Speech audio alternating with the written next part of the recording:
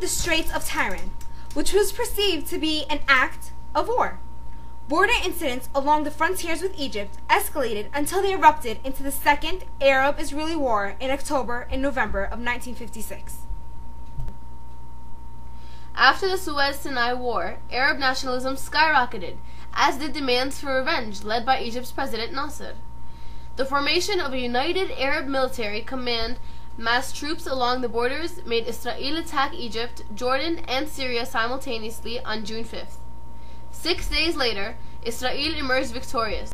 The 6 Days War left Israel in possession of Gaza and the Sinai Peninsula, Arab East Jerusalem, the West Bank, and the Golan Heights taken from Syria. Israel was now 4 times its original size. In 1980, the Knesset passed a law declaring Jerusalem a complete and united Israeli capital.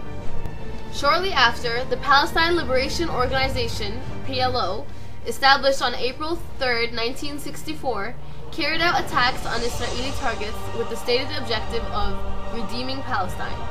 The group succeeded in gaining widespread international support, including UN recognition as the sole legitimate representative of the Palestinians. The Karama battle boosted Palestinian morale and increased PLO's prestige within the Arab community. PLO also welcomed a new leader a year later, Yasser Arafat, who became the trademark of PLO. In 1973, Egypt joined Syria in a war on Israel to regain the territories lost in 1967. The two Arab nations struck Israel unexpectedly on October 6th. The attack fell on Yom Kippur, Israel's holiest fast day. After crossing the Suez Canal, the Arab forces managed to defeat the Israeli forces to more than 3 weeks. The United States decided to step in and managed to stop the Arab forces. However, the Arabs' strong showing won them the support from the USSR and most of the world's developing countries. What's more, the Arab oil states decided to do something, and so cut off petroleum exports to the United States and other Western nations in retaliation for their aid to Israel.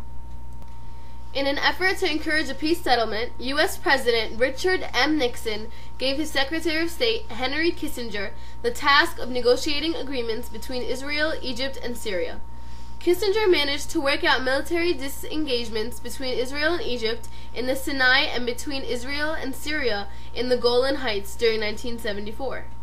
Begin was the first Israeli leader to achieve a peace settlement with an Arab state. U.S. President Jimmy Carter sponsored negotiations at Camp David, Maryland, and the Egyptian-Israeli peace treaty was signed in Washington, D.C. on March 26, 1979.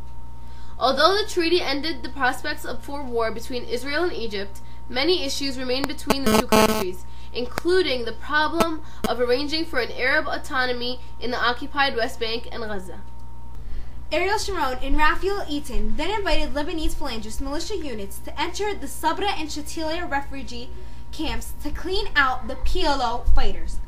Under the plan, Israeli soldiers would control the perimeters of the refugee camps and provide support while the Phalangists would enter the camps and hand to PLO fighters to Israel. The Israeli military completely surrounded and sealed off the camps and set up observation posts on the roofs of nearby tall buildings on September 15. The next day, Israel announced that it controlled all key points in Beirut. For the next 2 nights, from nightfall until late into the night, illuminated flares were seen above the camps, fired by Israel. On the evening of September 16, 1982, the Phalangist militia, under the command of Eli Hobikia, entered the camps. For the next 36 to 48 hours, the Phalangists massacred the inhabitants of the refugee camps, while the Israeli militia guarded the exits. At 6 p.m., a Phalangist officer reported 300 killings, including civilians, a casualty that continued to increase. Some of these reports were forwarded to the Israeli government in Jerusalem and were seen by a number of Israeli senior officials. Israeli soldiers surrounding the camps then turned back Palestinians fleeing the camps and forced them to stay within the village borders to meet their fate. The Palestinians had enough. They led a violent war and a series of violent incidents with Israel from 1987 through 1900. In 1988, Jordan, in favor of the Palestinian people, gave up the West Bank to Palestine. That same year, the Palestinian state was officially established with PLO leader Yasser Arafat as its leader. Arafat addressed the UN Security Council in Geneva after the massacre and called for the deployment of a UN emergency force to provide international protection for Palestinians. At the end of their hunger strike, Palestinian leaders in the occupied territories decided to boycott the United States. Events in the Middle East took a surprising turn in 1993. After secret negotiations, Prime Minister Rabin and PLO Chairman Yasser Arafat flew to Washington, D.C. and agreed to the signing of a historic peace agreement in which Israel agreed to allow for Palestinian self-rule, first in the Gaza Strip and the West Bank town of Jericho, and later in the other areas of the West Bank that are not settled by the Jews. The agreement had been worked out secretly in Oslo, Norway, and thus was dubbed Oslo I. In May of '94, Yasser Arafat and Yitzhak Rabin, Prime Minister of Israel, signed the final version of the Declaration of Principles that had been signed in Washington, D.C. on September 13, 1993. The accord was regarded as a start toward bringing peace between Israelis and Palestinians after 45 years of conflict. Within 24 hours of the signing, Israeli military forces were scheduled to leave the Gaza Strip and Jericho, ending 27 years of occupation of those territories. A Palestinian police force was ready to move into the areas to keep order. On September 24, Israeli and PLO officials met in Taba, Egypt, and finalized agreements on the second stage of a gradual Israeli withdrawal from Palestinian lands. Under the pact, which was officially signed in Washington, D.C., Israeli forces were scheduled to be removed from 6 Arab cities and 400 villages in the West Bank by early 1996, after which elections would be held for an 82-member Palestinian Council, which would possess power in the West Bank and in Gaza. This treaty was called Oslo II. On May 2nd, Arafat and U.S. President Bill Clinton met and agreed to the Y Treaty in 1998. Shortly after took place the 2000 Camp David Summit in hope for some peace talks. However, events took a grave turn, and on September 28, 2000, the Israeli leader Ariel Sharon visited Al-Aqsa Mosque in Jerusalem. A group of Palestinian figures came to protest the visit. With the dignitaries watching from a safe distance, Palestinians saw Sharon's visit as an assault on the Al-Aqsa Mosque. For a reason, the whole conflict is known as the Al-Aqsa Intifada.